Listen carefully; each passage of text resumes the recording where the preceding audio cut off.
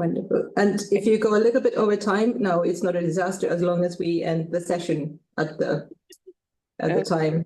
We're going on time for lunch, but apart from that, you're good to go when you're okay. ready. And yeah, Okay. So, okay, go um, ahead. that's my cue to go. Yep, yeah, I think that's your cue to go. Okay, so I'm writing a book about wonder, tentatively titled The Wound is What We Have, Awe and Wonder in a Dimming World.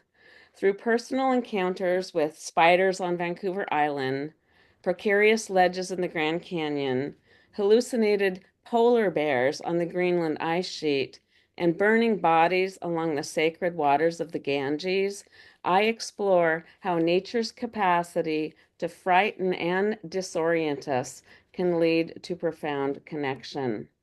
The following essay of Darkness and Seeds is part of a chapter that will be in this forthcoming book. 1.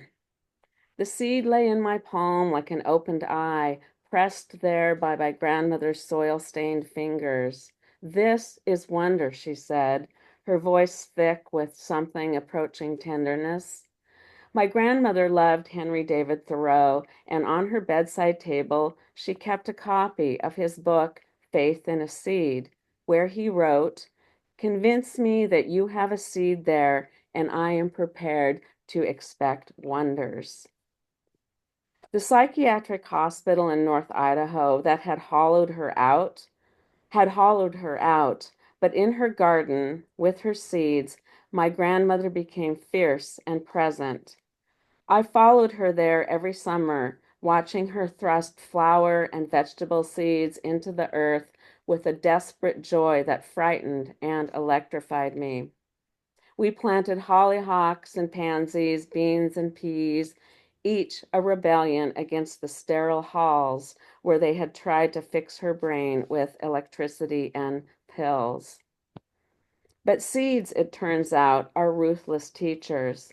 They demand everything and promise nothing, a truth I'm just now learning. With my grandmother, I comprehended planting the way a child understands sex, all theory, no blood. Then, 2 years ago, my husband and I bought a house in Bellingham in the Pacific Northwest.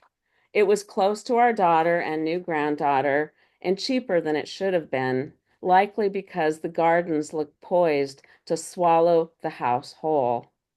I told myself it was perfect, this green inheritance, this echo of my grandmother's madness.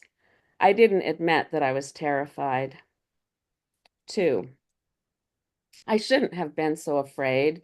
I had prepared myself for seeding without realizing it. In 2017, I visited Svalbard on an artist residency aboard ship, though really it was an exercise in trying to capture what kept evading me. The Arctic in October felt like the edge of sanity. Seals with mournful dog faces, the theoretical threat of polar bears, abandoned coal mines like empty sockets in the Earth's skull. The light died in increments. The artist group sailed up the archipelago toward the North Pole. At a lonely place called Bokfjorden, the bluing sky and water struck me like a narcotic. Some artists collected rocks, others snapped photos, still others filmed, as if we could preserve that feeling of simultaneous expansion and disillusion. I stood on a mountain with Kristen, our polar bear guide, watching her finger rest casually on her rifle strap. She told me about the global seed vault in Svalbard's major town, Longyearbyen, but not the facts I would learn later. How its entrance rested on sedimented layers designed to ensure stability, with the vault itself hundreds of meters into the mountain, kept at around -18. If electricity failed, the permafrost could preserve the seeds. How the vault kept millions of varieties from nearly every country in the world, a hedge against global disaster. These journalistic details would have been too obvious, too neat for Kristen to recite on that mountain. Instead, she spoke of Norse gods as if they were difficult relatives at a family reunion, Freya and Odin dividing the dead between them. Freya's Folkvanger for the quietly departed, Odin's Valhalla for the violently slain. But Kristen's voice shifted when she mentioned Freya's vault, a miniature version of the global seed vault. Freya's storehouse was a seed bank hiding in an old coal mine. The way she talked reminded me of speaking in prophecies, of my grandmother's hands trembling over her mason jars of seeds, those tiny arks she kept to protect her from whatever darkness she saw approaching. I asked Kristen how I could see inside these treasure houses. She said it was possible I could visit Freya's vault, buried deep in a mine, though it would take some logistical work, but I absolutely would not be able to access the global seed vault. Seed shipments from around the world arrived there infrequently, and nobody got inside except administrators and an occasional journalist. But I knew better. Some compulsions are impossible to resist, and anyway, I'm generally good at turning desperation into luck. 3. As we artists sailed back to Longyearbyen, a filmmaker and I discovered our shared obsession with seeds through the kind of conversation that can happen in remote places, quick, urgent, startling in its depth. He had information about a BBC film crew documenting a box of Colombian seeds arriving at the vault the next week. I had taxi fare. A few days later, we found ourselves at the University of Svalbard interviewing Osman Osdal, director of the Global Seed Vault, where he spoke about the structure I had yet to see. I asked immediately about the vault's interior, imagining some emerald palace from The Wizard of Oz. No, he said, the vault was quite normal. And I pondered this word, normal, how it stretches to contain the mundane and the miraculous. The vault, he went on, was just shelves, boxes, labels. What was astonishing, though, was that countries that wage wars shared space there, their seeds touching in the dark. North Korea sitting on the same shelf next to the USA. That juxtaposition made me want to enter the structure more than ever. What about Freya? I asked Asdal, goddess of fertility, of resilience, of the future. What about her seats snuggled into a coal mine? He shrugged, so I reframed my question. Had Svalbard's history of drilling into mountains helped inspire the Global Seed Vault project? Absolutely, he said. In Svalbard, and these are his words, we already have holes in the mountains where we can put these seeds, so it made it easy and cheap, meaning it's sustainable. The irony struck me then and there. The remnants of giant plants that lived some 300 million years ago, then were buried in swamps and compressed in the earth's dark vault until they crystallized into the obsidian wealth we now extract and burn up so quickly we're killing our planet. That became the blueprint for the seed saving to protect the Earth's future. 4. It was precisely this symmetry that lured me back to Svalbard a few years later in January 2019 for the Darkness Conference, when the winter had pulled its dark hood over the north. This time I visited not the vault of global fame, but Polar Permaculture, a small business venture in seeds and growing housed in a plastic pink geodesic dome that looked makeshift, transient, teetering on the edge. It glowed like a crystalline rose blooming from the archipelago's frozen earth. Yet what I found inside wasn't improvised space. It was something more deliberate. Benjamin Vidmar, an American chef from Florida, worked in a trailer beside his pink dome during the winter months. He moved with the accuracy of someone who had learned to read darkness like a text. Black plastic trays lined his shelves, each filled with a yellowed and fibrous growing medium.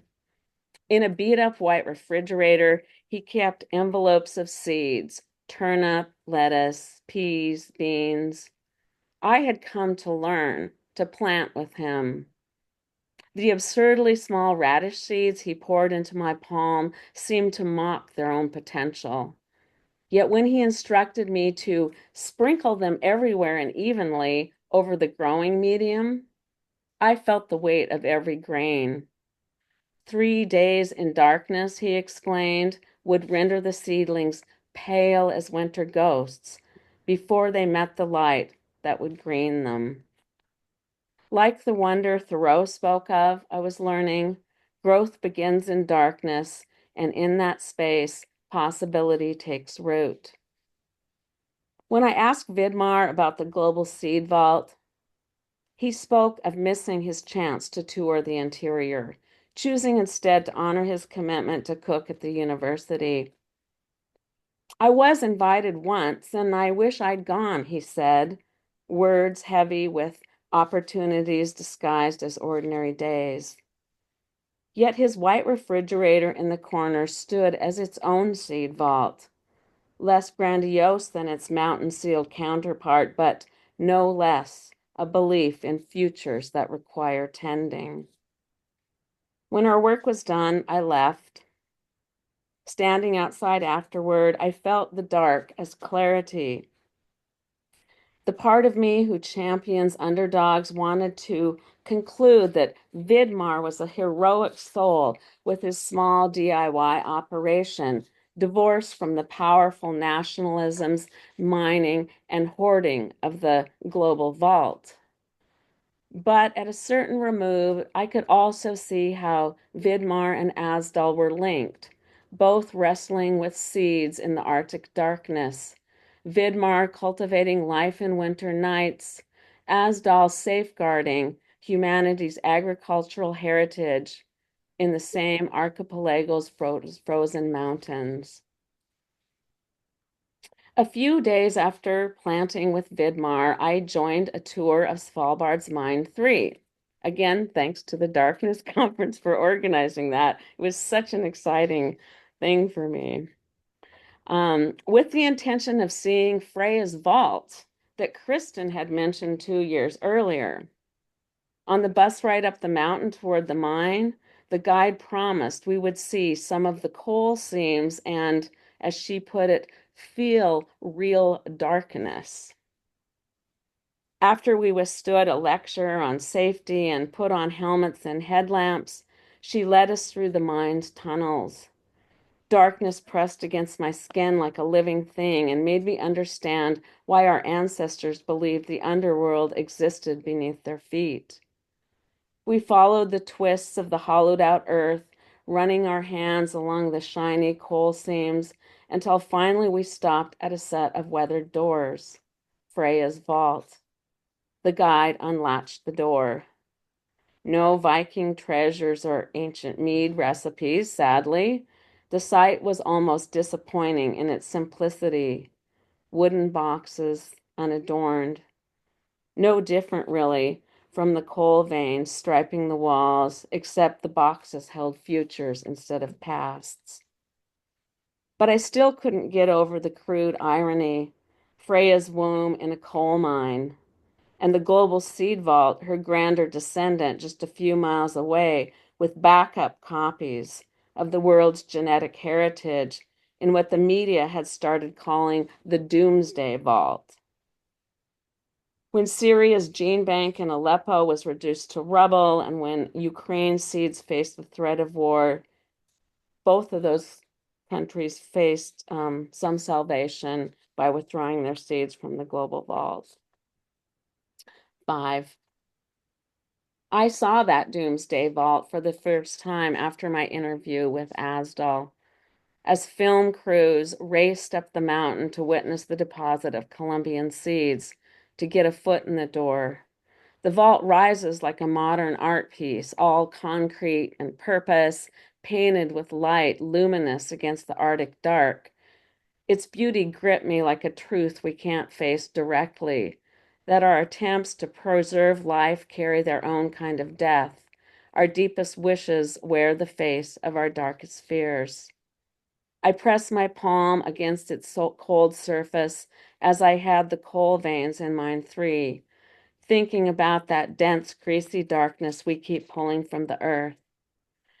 In the seed vault scroll glow, I also had a glimpse of how hope might work. Not pure light, but beautiful contamination, spreading through us like roots through soil, like cancer through cells, like love through generations. And there, in that moment, I recalled my grandmother's hands in the soil, thick-knuckled and veined. Though I do not believe that a plant will spring up where no seed has been, I have great faith in a seed, wrote Thoreau. When I quoted this to Asdal, he said, "The seed is one of nature's wonders because it's so small and it's perfect for survival. If you think about what we eat, it's mostly seeds, cereals, maize, rice. We eat some potatoes and vegetables, but mainly we eat seeds, and the animals we eat consume seeds. Today, my hands sometimes shake when I garden in Bellingham, clumsy with fear of failure. The soil accepts this weakness with an indifference that feels like kindness. When my granddaughter kneels beside me, her small hands diving into dirt with the fearlessness of youth, a familiar terror joy rises in my throat. The seed of my grandmother is planted deep inside her body, a time traveler carrying an ancient code. And sometimes in the half light of evening, I catch myself talking to the seeds the way my grandmother did, the same edge of madness in my voice. And I understand that growth and decay, love and fear, sanity and irrationality, they're all the same kind of wonder, feeding on each other in the dark. And since I have a little bit of time, I'm going to read a poem that sort of came out of me as I was writing this chapter. And I've been writing poems to my granddaughter every couple months that I hope to gift her someday. And it's called Seed. You slip through my fingers, your embryo, your endosperm, your hard coat. I am the tender who knows better than to whisper lies to soil, who watches you strain against earth's crust with pride and fear. Wild lives in your cells, coated deep like the death of stars. Your roots crack my careful plans, split my measured feedings, pierce my home, my hopes, stored like cold specimens in Freya's womb. I can only watch you grow like fleabane punching through pavement or chickweed revolting against the order of gardens. Floods will overwhelm you, fire will rage through your seasons, but you, my brutal bloom, will persist. When time crushes my love, compresses the sun of old days into obsidian, when I've rotted back to oxygen and nitrogen, calcium and phosphorus, you will stretch toward whatever light remains in this ravaged world, flower into forms I can't fathom. Your forest, you will forest your own path, while 10 million others wait frozen in their Arctic tomb, dreaming of breaking open, of becoming. Thank you, guys.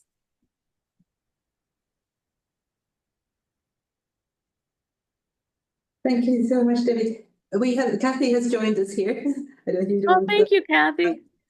So we have an audience, and we also have Brona online. So yeah, there are more people here now who joined. Oh, I need a microphone. Yeah. So would you prefer a shout discussion now, or after the two? Do you think the presentations would go together in a way that? Natalie said now would probably be preferable, just so that we each can have a sort of response. Yeah, hers is much different from mine. Okay, that's fine. I might actually I will get the microphone to Kathy, who has a question, and I will try to turn the camera so that you can maybe see her as well if you have an audience. So hang on a second now. I'll first give the microphone so she can ask her question. I've got no energy, honestly. I think there's a lot of that. Hi. She's just holding again. I managed to get here. Kathy, you are heroic for showing up. Thank you. I've got big three, so I wanted to ask about. I went to Svalbard. I went to the Darkness conference and the Supernatural conference before that. Mm-hmm. In the Supernatural conference, I went on a trip to the Seed Museum. We weren't allowed right inside. No. In the first bit, so we could see through the door. Yeah. At the bottom was water. And yeah. They'd had a leak. They'd had a leak then. Yeah. Melting. Hi, Debbie. In the background. We're really worried about the permafrost melting. So that's a really difficult situation, isn't it? And precarity for the seed vault. I wonder what you had to say about that. Oh, well, that actually wasn't melting. It was a leak in the structure. And I had been there in 2017 when they'd had that leak, and Asdal said that it had nothing to do with melting. It was just a leak in the structure. And so Brandon, the filmmaker, and I were scheduled to go in, but we could only go in the entrance because they were repairing the leak. But there were news articles all over the world saying that the seeds, the permafrost was melting and the seeds were all going to, be ruined, but that actually wasn't the case. It was just a kind of a building code thing. Have you come across Rob Kessler? No, I don't know. I can't. I won't go for anything in the chat. Kessler. No, I haven't. He's a professor in London and he works at the seed banking at Kew. Mm-hmm, yeah. I've been to Kew, many times, yeah. And he's produced several books on seeds and pollen, very big close-up photographs. Yeah. So that is one beautiful book, and they are, of course, portrayed in darkness. And he uses different colours, so he's purple or blue or yellow or something at times, because otherwise you'd just be looking at grey, because most seeds are not very colourful. Mm-hmm. That's another sort of thing about like the colourfulness of seeds related to the darkness of seeds. I love that. Yeah, thank you. That's a great reference. I'll have to email me later. I can get your information from Deb and have you send me that reference. Okay. Excellent. Thank you so much. Thanks, Kathy. This is quite cozy, actually. I can enjoy that there was two of us. I did a comment rather than question, but the observation, and maybe you have something to say. But I was thinking about time and temporalities and time frame, because when you talk about autobiographical writing, there is the human lifespan, gives you some kind of sense of scale or point of reference. But then there are so many different kinds of temporalities going on. You have geological time. There's the mines, but Svalbard is also a kind of fossil hotspot. So there is this kind of record of life hundreds of millions of years ago. Then you have the seeds and seedlings, like 2 or 3 days, and something happens. So, I don't know how to phrase this into a question, but I started noticing that there's something really interesting going on with the coexistence of time frames that seem so beyond that human perspective as a reference point, even that it raises interesting situation where a sense of duration and what is a long or short or graspable time frame is quite interesting. That's really great. And I mean, I have boiled this down from a much larger chapter that doesn't have as much focus as this one does. So in going back to revise the chapter, that's a really interesting thing to think about, especially because my book is the focus is the concept of wonder and terror. And I think some of those geologic and cosmic timescales are kind of terrifying. I mean, if you guys went into that mine, I think you were on that tour, it was really scary. Seeing those sedimented layers there were down in the bowels of the earth and kind of just trying to compare it to our own short lifespan. So that sounds like an idea that really might be fruitful, to use a good metaphor for me. Yeah, and it already, yeah, I know that you said that it's part of something that, so I don't have a sense of how it works within the whole text, Yeah. but it's something that struck me because you're out of this kind of routine sense of um, how time works in a very mundane context, and you're Mm-hmm. Mm-hmm. literally out of your own domestic or comfort zone Right. environment, and then time all of a sudden also Yeah. there's a sense of estrangement there as well. Yeah, Um, estrangement's a really good word. And when you're writing a personal essay like this and trying to weave in, interviews and history and philosophy and research, you really are thinking about time all the throughout, because you have to structure it in terms of an arc, like a timeline. So you're going back and forth in autobiographical time at the same time you're going back. In historical, geological, and philosophical times. So that's super interesting. yeah, thanks. Oh, wait. Hello. Just got Oh, in. well, Just arrived from Iceland. Right. Hello. People on the flights that just landed, so. aw, Um, uh, hi, um, just thank you very much for that paper. It was incredibly beautifully written, aw, very evocative, and very you. female. Yeah. Sort of with all the references, and sort of like I'm a horticulturalist as well, to Oh, training. So like I just love that kind of time perspective and the yeah. fact that, kind of seeds have such longevity. But I was particularly struck by your, kind of the idea that things, these seeds are sitting right beside enemy seeds, within this big thing that like Yeah. we can zoom out and grow up and say, well, actually the longevity of humanity is much more important than the temporarily being at war with our Right. neighbors that cause us Yeah. to disappear. Yeah. And I would love to know what your grandmother with her mason jar of seeds would think of your paper, actually. Well, I didn't write about her struggles with mental health until after she was gone. Yeah. But she struggled quite a bit and spent a long time in psychiatric hospitals. But she was like a mother to me because my Mhm. mother couldn't quite be there the way I needed it. And she was also a journalist Mhm. in like the 1930s or something. I think she would be very happy that I was writing about Yeah. her. Yeah. Yeah, yeah. And also the way in which you're describing the landscape in Svalbard is very, very beautiful. And I think Uh-huh. it resonates whether you've been there or not. And this kind of Uh-huh. cavernous Yeah. part of the whole experience of being buried almost within it to emerge, yeah, with a Mhm. fresh light. So Oh, thank you. so And thank much. you for sharing the poem at the end. I'm happy there was time for that. Oh, thank you. What's your name? Bettina. Oh, Patina. Yeah. I We know were I wasn't going to read it because I thought we would have three panelists, but I'm like, okay, what the heck? Thank you for that. I'm happy there was time Yeah. for that. Hmm. We are actually in Nuuk.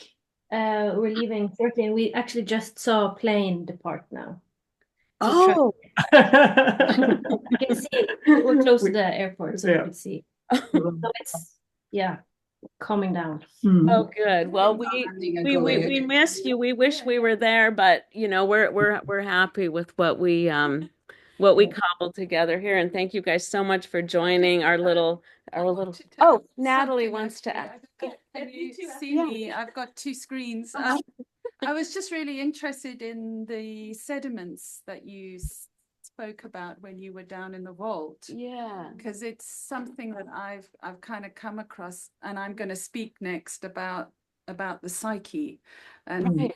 it's almost as if the psyche as well has got these Mhm. sediments Mhm. that get more crushed the further down you go, and it's almost as if our lives, Mhm. you know, are kind of buried in our subconscious, in these Yeah. sediments that have to be loosened up Yeah. before we can actually deal with them and And heal. they're Yeah, they're very like similar. almost symbolized in the sediments Yeah. of the earth. There's Yeah, like a exactly. parallel. Yeah, there's a really interesting parallel Oh, that I really like. ooh, Thanks. that's exciting. Yeah. I had a comment too. Okay. Sorry, Deb. which computer do I look at? So, no, I just wanted to thank you for that really beautifully written and very lyrical. I just wanted to say that I was particularly struck by your juxtaposition of cancer spreading through a body and love spreading through generations. That was kind of like, wow. Well, you know, I am a recent cancer survivor. Yeah, but I wanted to embrace the scary and the ugly and the contaminated and the pure. And I wanted to I know it was a little shocking and I thought of taking it out, but Amazing. yeah. And especially since part of my book will be about my cancer journey, I wanted that resonance in there. It's very striking and effective. Oh, thank you. Yeah. Thank you. Oh, thank you. Okay, I'm going to give it over to Natalie. Thank you so much. Okay, maybe we can. Can you help me out? Oh, Yeah, okay, here we go. We can ask questions. Okay, Natalie, go ahead. Natalie has a Prezi here, I'm right?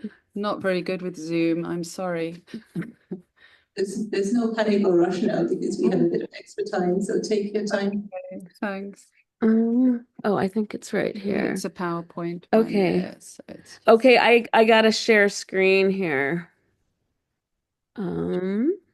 is it the right? Yeah, it's the right. Can you guys see this? Yeah, Okay.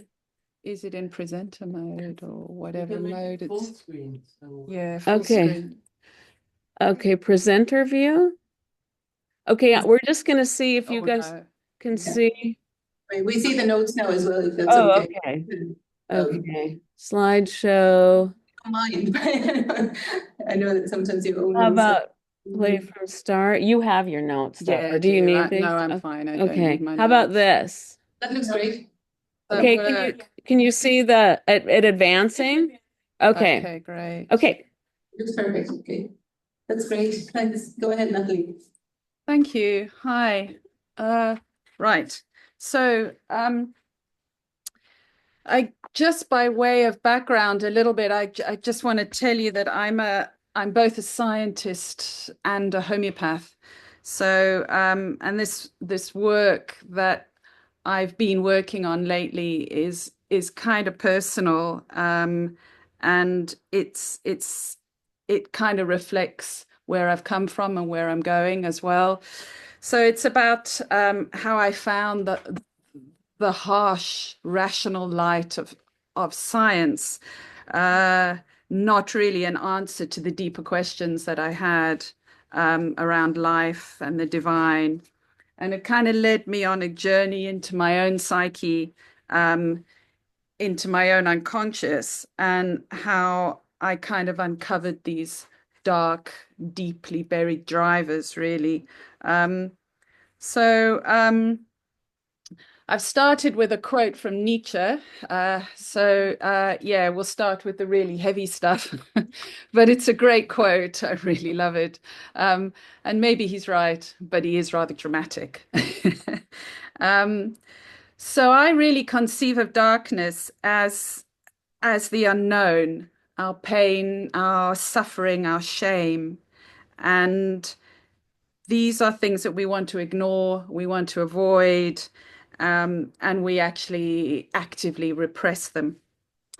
So I'm very interested in how psychedelics can have the capacity to loosen up these sedimentary layers in our psyche and open up the unconscious in a way, releasing these pain nodules, and how we negotiate. So I'm interested in how we negotiate this new landscape with these new medicines. And I found it, having been having playing the game, I suppose, when I was a student with the psychedelics as they were seen from the counterculture from the 60s. And it's interesting to see now that we've got these the new renaissance in psychedelics, what we are doing with them now as a culture. And it's certainly very different. It seems that the mainstream have actually gotten a hold of them.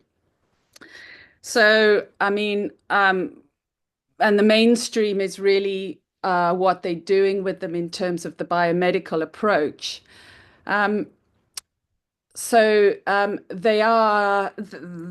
They have been touted as a new answer to depression, to post-traumatic stress disorder, various other things.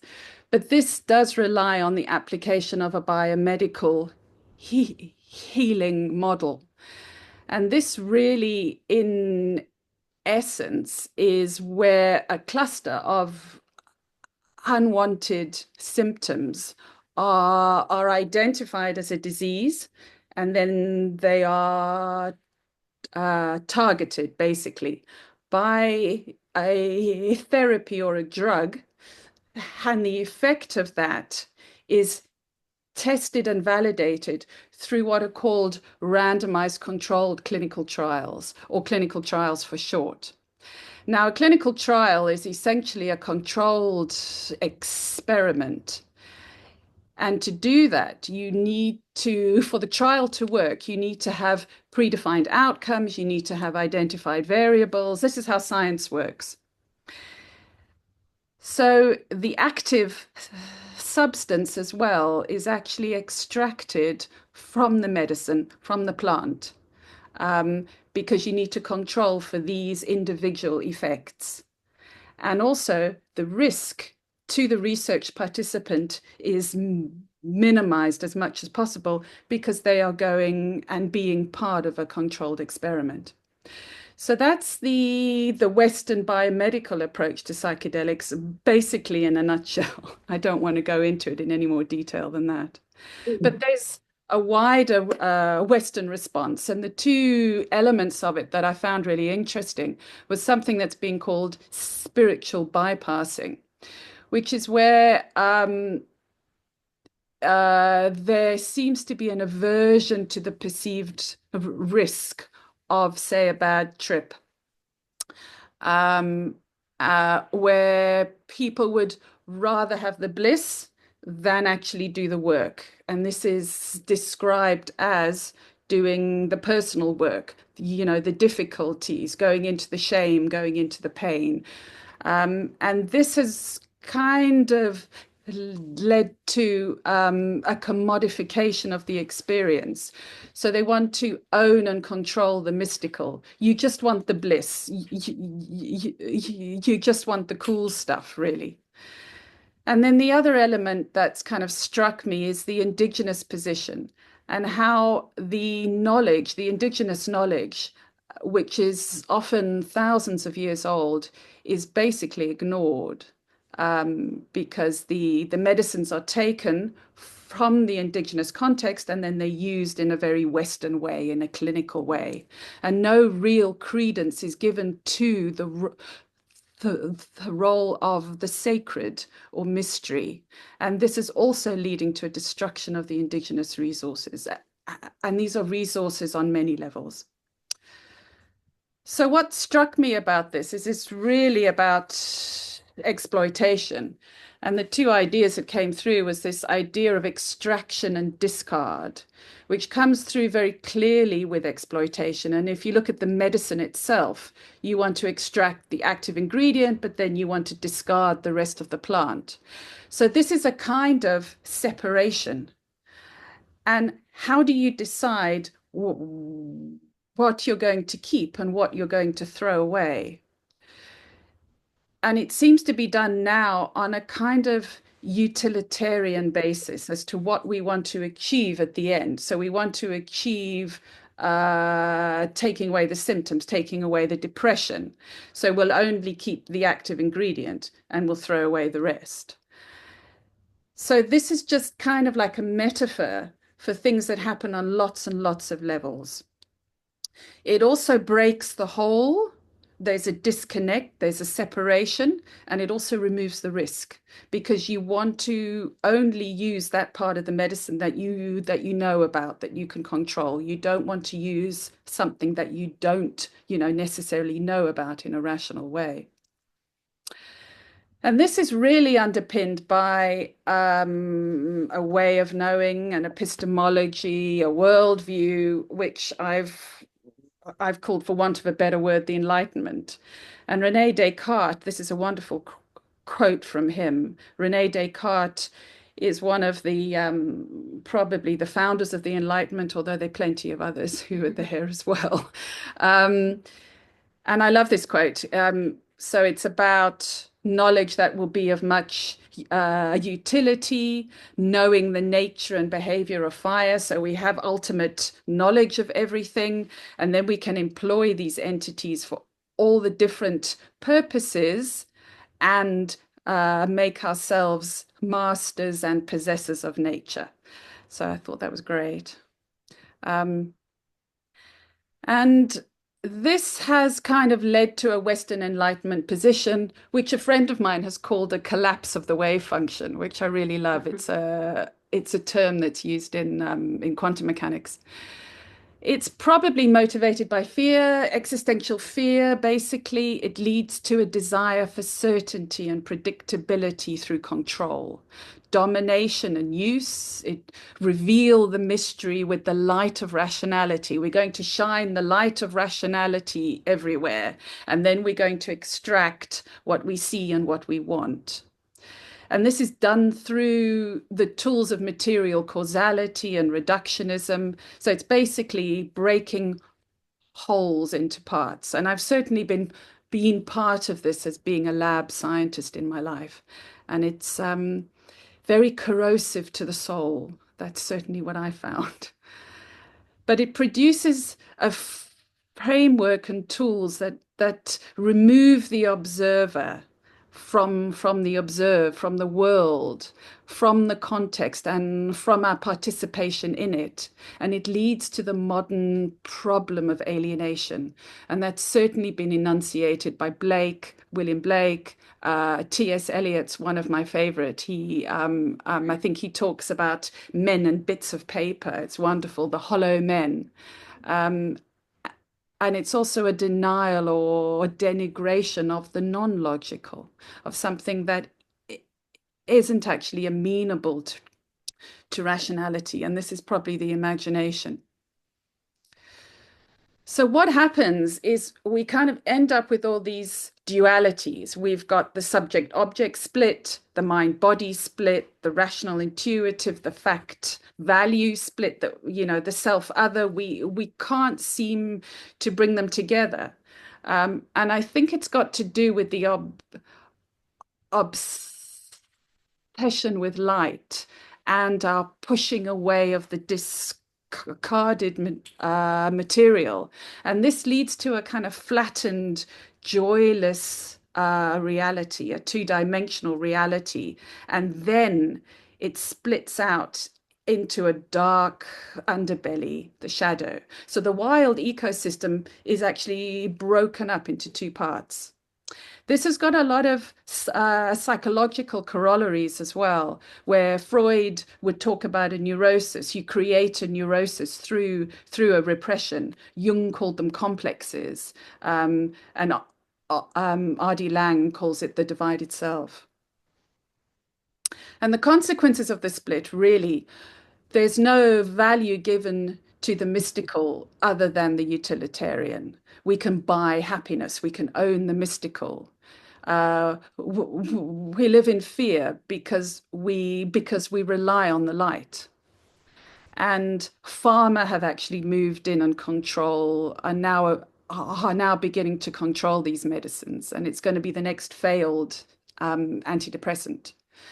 There's a corruption of the indigenous practices, a loss. I worry about that. I really, once we are we going to lose these ways of being? And this also leads to arrogance and then its consequence, which is isolation. So if we define healing as making whole again, which is kind of like an evolution through a transformation into the new, and it's a creative journey of exploration, the desire for certainty and control is going to curtail the embodied participative experience through that inquiry into the imagination. And it's essentially going to eclipse the opportunity to enlarge our souls. So how do we do this differently? Well, we negotiate with the unknown. And what actually came to mind is some work that was done at the beginning of the Enlightenment with Newton, where he did his light experiment. That's the one with the prism, with a white light going into the prism and then all the colors coming out on the Pink Floyd album. Anyway, so Newton conceived of darkness as the empty void. It was merely contrast. The colors were contained in the light. But Goethe did the same work almost at the same time as Newton, when he conceived of the darkness as containing the colors and the light was actually the agitator. But we seemed in the West to go with Newton. So, and the legacy is there, I think. But can we have some kind of synthesis?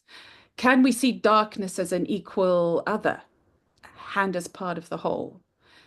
The value of the other, the dark unconscious as the source of the new. And I think the conversation between the light and the dark, between the conscious and the unconscious, actually occurs in the liminal space, in the in-between, in that kind of place of agitation, as Goethe said. So there's a value in the dark forest, what I call the dark forest. And I love this quote from C.S. Lewis, that wisdom is not clear and thin like water, but thick and dark like blood. And there are a couple of concepts that we can use. One of them is an alchemical concept that Carl Jung has kind of reused and brought up into the modern, the modern way of seeing alchemy. And it's the concept of the nigredo, which is the darkness, the chaos. It's a psychological concept, but also it's more whole than that. It's about our being, and it's a process that you go through in order to heal, in order to grow and evolve. And then the idea of the soul niger, which is the black sun, or the luminosity and the darkness. And the black sun is where the old self burns, going back to Nietzsche. And it results in the no thing, the emptiness. So we've got to have the destruction before we can have the new. And this is an old, old concept. But it requires surrender, sitting with the darkness, going through suffering. And there's also the Nietzschean concept of the amor fati, loving your fate. That it's our fate contains the light and the dark. It contains the good and the bad. And it's not just a passive acceptance of the bad. It's a kind of understanding that you have to have both. And also the idea of what we wish to manipulate. So we just want to see the light. We want to push away the dark is going to wield power over us. Soulfulness and meaning and beauty and lightness come from suffering. And this creation of the new actually comes out of the tension of adversity. This occurs in the liminal, in the dialectic, the conversation between the light and the dark. And we encounter our pain and our suffering in the liminal space. And I love this quote as well by David Bowie about your feet not quite touching the bottom. You've got to wade out into the water where your feet don't quite touch the bottom. Mm-hmm. And that's the right place to be creative. And this requires courage, and it requires faith, and it requires trust. And this is something that the spiritual masters all talk about. Risk is critical to growth and transformation. And this is where, if we're going to create something new, we've got to have the courage to go into the unknown. But it requires the dark to remain dark. We don't want to be going and lighting everything up. It also requires experienced therapists who, if you're going to use the psychedelic as a facilitator, you need to be in an environment that will actually understand this. Darkness is also part of the whole. Archetypes span the light and the dark. They don't recognize our demarcations. The light and the dark are only demarcations that we actually put in. It is a wild ecosystem. It is a whole. And this whole is held in paradox. So we move forward through the conversation, the relationship of the dark imagination with the light. And this is the sacred for me anyway. This is how I would describe the sacred. So does this lead to a broader definition of healing? Yes, I think so. You can see healing. You can actually conceive of healing as transformation. You can also conceive of it as restoration. I think if my leg was broken, I wouldn't want to go through a whole self-transformation of myself and annihilation of my previous self and a new one. I just want my leg fixed. But if I've got a serious chronic disease, then perhaps a transformation of self is what is required. And the only way that we can do that is through a creative act of imagination and courage, through the exploration of the symptom and its repressed elements. Right. So psychedelic revaluation. As another friend of mine said, this is not aspirin. I had to put that in. I thought it was great. This is a powerful mystical experience that opens up the liminal, allowing a dialogue with our pain. There is going to be risk in this journey, and it needs courage, faith, and surrender, as well as wisdom and guidance. Control and dissociation is going to result in a split that's going to give us the illusion of certainty, but it's going to threaten us with its shadow. So we need to see the value in the dark, the unknown, as the gateway to wholeness. This is, for me, an ethical obligation. We are obliged to meet and enlarge our souls, not to shrivel and become materialistic and narcissistic. This is a quote from Kay Tempest, who is a rap artist in the UK. And I love this quote. It's from a much larger poem or song that she raps about the wolves and their bloody muzzles in the end actually becoming your friends. I love that. And then I think the final quote comes from my favorite, from T.S. Eliot. You read it? Yeah, read it. You want me to read it? If it's small, yeah. Okay, I'll read this one. I said to my soul, be still and wait without hope, for hope would be hope for the wrong thing. Wait without love, for love would be love of the wrong thing. There is yet faith, but the faith and the love and the hope are all in the waiting. Wait without thought, for you are not ready for thought. So the darkness shall be the light, and the stillness, the dancing. So yeah, that's me. Thank you very much, Natalie. Yeah, well, we're clapping at this end as well. So yeah, we those of you who came late, we only have 2 presentations. If you saw the very latest version of the program, so that's what we allowed a little bit more time for each presenter to talk, and we have a little bit more time for questions and comments. Yeah, you can't see me at the moment, I think, actually, so I'll move a little bit. Yeah, I'll open the floor here to questions, and I will try to keep an eye on the chat as well. Anybody want to comment or to ask? I have a couple of questions, but I will not take over. Okay, hang on. Here's a question. Well, it's not a question, but it is a compliment. The presentation is so beautiful, and it is reminiscent of my knowledge or my learning about Chinese medicine. Yes, and the Chinese traditional concept of this yin yang. You know, this yin yang, the black and white shape, and they can be like placed in juxtaposition and form that complete whole.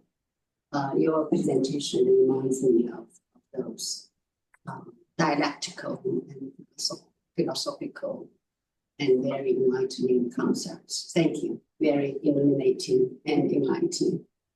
Thank you very much. Thank you. I certainly know of the concept of yin and yang, yeah. And I think there are lots of parallels with the medicines from the East. So being a homeopath, I'm quite familiar with those concepts. Yeah, yeah. It's looking at balance, isn't it? Right. Yeah, yeah. And yin and yang can be transferable. Yes. They are not static. They Yes. complement each other, but at the same time, they stand by. I mean, yin stand by itself and yang stand by itself, but they at the same time coexist in a very dialectical way. Yeah. Thank you. Yeah, it's interesting that it comes through with from Nietzsche as well. It's something that he speaks about too, about the principles, these principles. He calls them something else, but they are the same kind of principles. And that kind of the tension between the two of them is how we move forward and how we evolve. But we've got to exist in that tension all the time. Yeah. Right, that's the tension. That's right. Yeah. Thank you. Okay, thanks. Here's another question or comment. Hello, you mentioned that you also come from a scientific perspective, working in a medical school, and I'm wondering if you know why there is this recent medical interest in psychedelics for depression and microdosing. I know in the past it was very difficult in the United States for researchers to actually get funding to work on these drugs. They were highly controlled, a lot of paperwork, so that discouraged a lot of research on it. But do you know what stimulated this recent interest in the medical community? It's very interesting because Grof, do you know of Stanislav Grof, who's done quite a lot of work on this in the 60s and 70s, and he's actually alive still. So he brought his legacy over to America, and he's still working on it. And I think it's been triggered through him and a group of therapists who are working in Vancouver. Gabor Mate is one of them, who you may have heard of, who've been working in trauma. And they have been using psychedelics through the legacy of Grof. So it's kind of been brought forward from the 60s. But the problem is now, well, I see this as a problem, a lot of people don't, is that pharma has now climbed in. And I'm very concerned that we are going to lose the benefits of of these medicines, the wider benefits, the more kind of sacred side of it. And that's what I'm actually worried about. But there's a lot of work going on. There are quite a lot of clinical trials going on at the moment where they're using them for depression mostly and PTSD kind of spectrum disorders as well. And they are having a lot of success. But we'll see how the trials go. The FDA were about to license MDMA, but because they didn't like the way the trials were going, they haven't licensed it. So they've clamped down almost. They want to make the trials even stricter, as it were, which is kind of how the scientific process works. It wants to control and control and control. So you're going to choke the life out of it, really. And that's what I'm concerned about. But yeah, there's a lot of work going on in the UK as well. Yeah. Thank you very much. More questions? Shira wants to ask one. Yeah. Okay, go on, Shira. Well, thank you so much. It was really, really fascinating and also touching, really touching and lovely.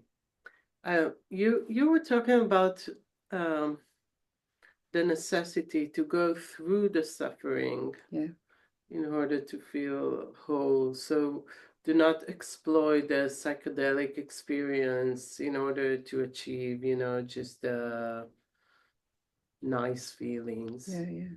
But I think, and this was something you mentioned now, those who would like to use it in order to heal PTSD or depression, these are people who are already going through a huge suffering.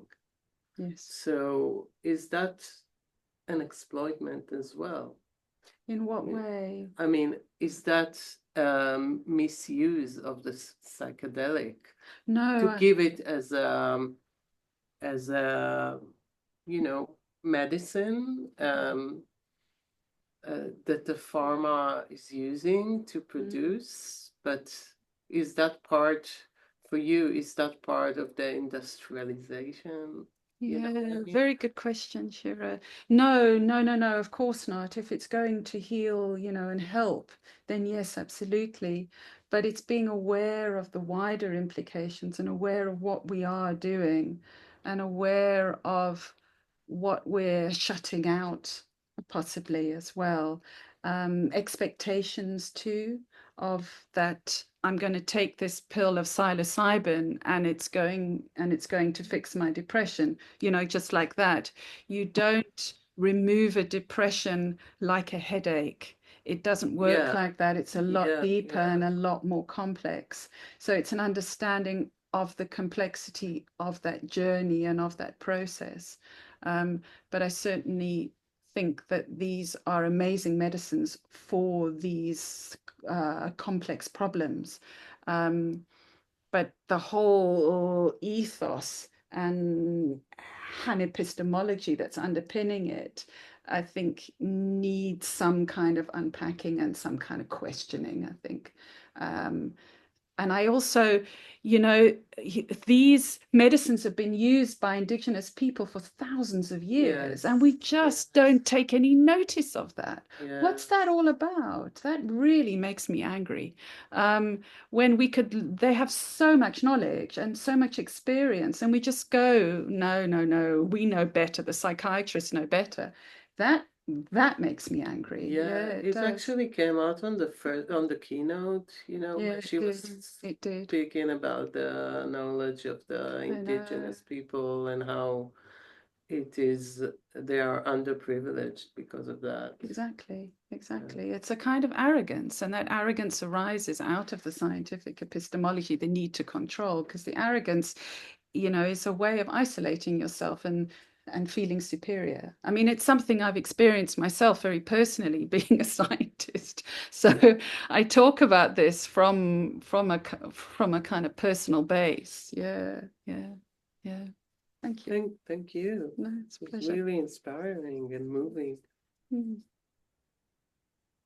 Thanks very much, Natalie. Yeah, I was actually going to ask something that you sort of addressed already in the question. That you talked about risk, and I think it touches on it here. I was talking about of who chooses to take a risk, and based on how does informed choice work in this context. But I think you kind of touched on these in your answer already. That there's a bigger picture. We're talking about a very complex set of circumstances. So so the question of how do you kind of critique this kind of knowledge as complete mastery of your environment in kind of enlightenment sense, but at the same time have enough information or enough to go back on to know what you're choosing as a patient, as a therapist. So there's it's You won't really ever I know. don't have an exact position from which to even ask this question. It's complicated. I think the risk part where I kind of started wondering like whose perspectives, whose knowledge, whose experience, and whose choice is in question at any given moment. Like you said, trained therapists are very important. And then what kind of conversations take place, for example, between a therapist or a doctor and patient, to use the medical term. That's how that dialogue and situation works when people are choosing to cope with certain kind of medicine or that's it. I know I was rambling there a little bit. No, I mean it's as a therapist myself, you know, one of the differences that I found from being a scientist and being a homeopath is I would give a homeopathic remedy, and then my patient would say to me, what is this going to do to me? And I would have to sit and think and say, to be honest with you, I have no idea. Hopefully it will help you and advance you in your journey and will help with the symptoms that you've come to me for. But I will be there with you in the journey. And that's about it. That's about all I can say. So we move into the unknown. And when we heal, we do move into the unknown if we really want to heal. But that's part of our building of character, and a part of our building of our souls is to find the courage to go into that unknown. We can't know everything, and that's the problem with our enlightenment way of being, is that we expect to know everything so that we can make an informed decision. I don't think there's such a thing, to be honest with you.